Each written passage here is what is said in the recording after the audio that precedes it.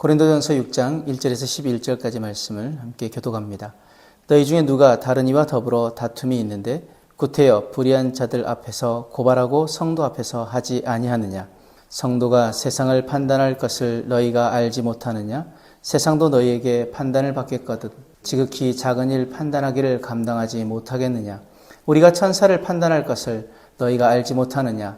그러하거든 하물며 세상 일이랴. 그런즉 너희가 세상 사건이 있을 때에 교회에서 경히 여김을 받는 자들 세우느냐?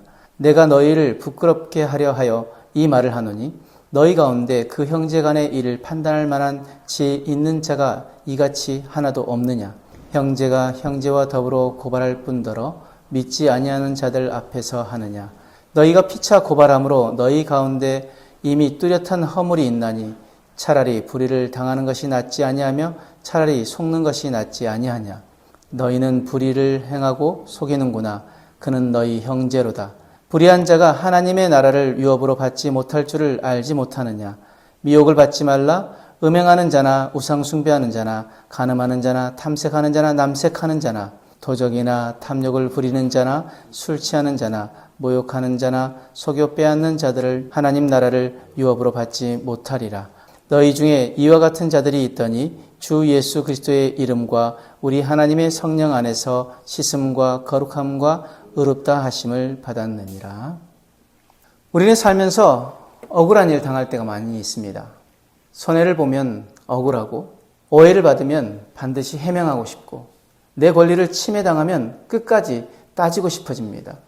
세상은 말합니다. 당하지 말라고, 손해보면 바보라고, 끝까지 싸워 이기라고. 그런데 오늘 본문에서 바울은 전혀 다른 말을 합니다. 차라리 불의를 당하는 것이 낫다. 차라리 속는 편이 낫다. 바울은 왜 이렇게 말했을까요?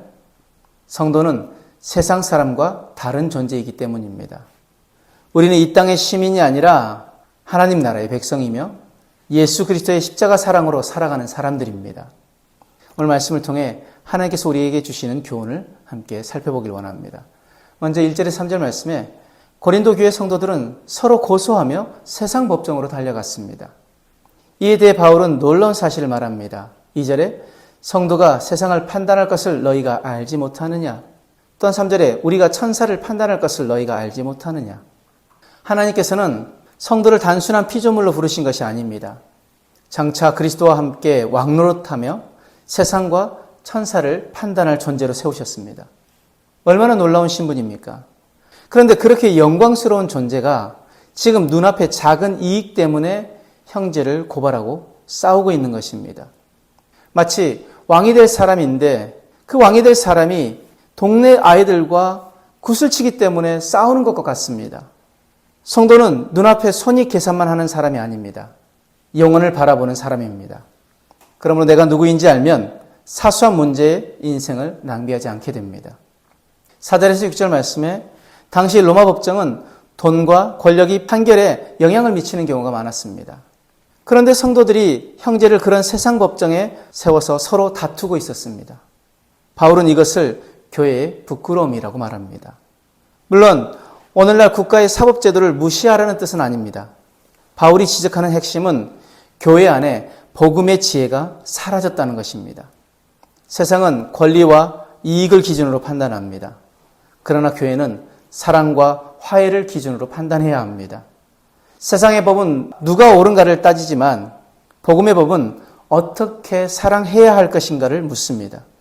교회 안에 갈등이 생겼을 때 우리는 먼저 기도해야 합니다. 먼저 대화해야 합니다. 먼저 화해를 시도해야 합니다. 또한 성령께서 주시는 지혜를 구해야 합니다. 교회는 세상과 다른 방식으로 문제를 해결하는 공동체이기 때문입니다. 오늘 본문의 핵심인 7절 말씀을 한번 다시 보시면 차라리 불의를 당하는 것이 낫지 아니하며 차라리 속는 것이 낫지 아니하냐. 세상 사람들은 이 말씀을 이해하지 못합니다. 왜 손해를 봐야 합니까? 왜 내가 양보해야 합니까? 왜 내가 참아야 합니까? 그러나 예수님께서 먼저 그렇게 하셨습니다.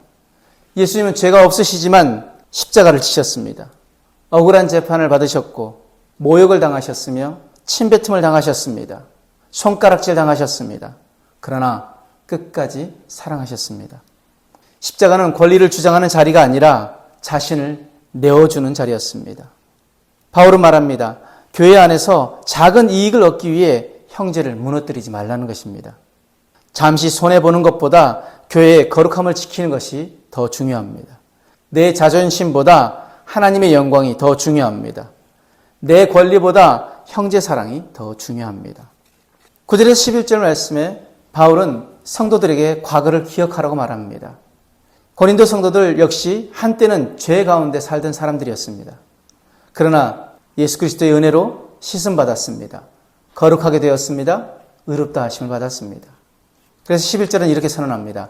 너희 중에 이와 같은 자들이 있더니 주 예수 그리스도의 이름과 우리 하나님의 성령 안에서 씻음과 거룩함과 의롭다 하심을 받았느니라. 우리는 더 이상 옛 사람이 아닙니다. 새로운 피조물입니다. 그런데 다시 세상 사람들과 똑같이 욕심과 이권 때문에 싸운다면 하나님의 은혜를 헛되게 만드는 것입니다. 하나님께서 우리를 변화시킨 이유는 세상과 다른 삶을 살게 하시기 위함입니다. 오늘 말씀 앞에서 우리는 다음에 3가지 질문을 자신에게 던져야 합니다. 첫 번째 질문은 나는 세상적인 사소한 문제에 너무 집착하고 있지 않은가? 자신이 세상이 아니라 영원한 하나님 나라를 바라보며 살아가고 있는지 돌아보아야 합니다.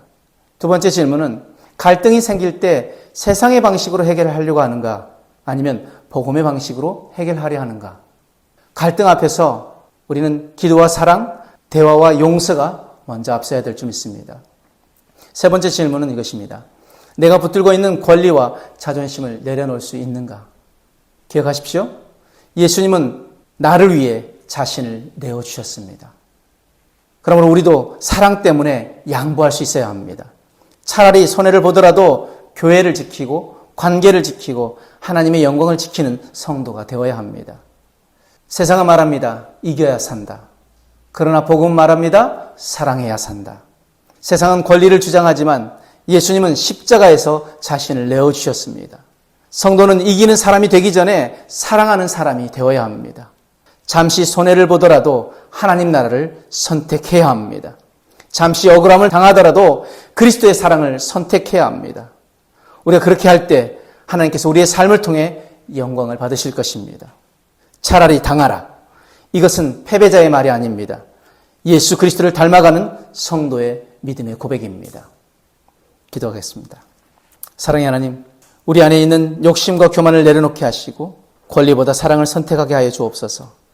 예수님께서 보여주신 십자가의 길을 따르게 하시고 그 갈등 가운데서도 화해와 용서를 이루는 성도가 되게 하여 주옵소서.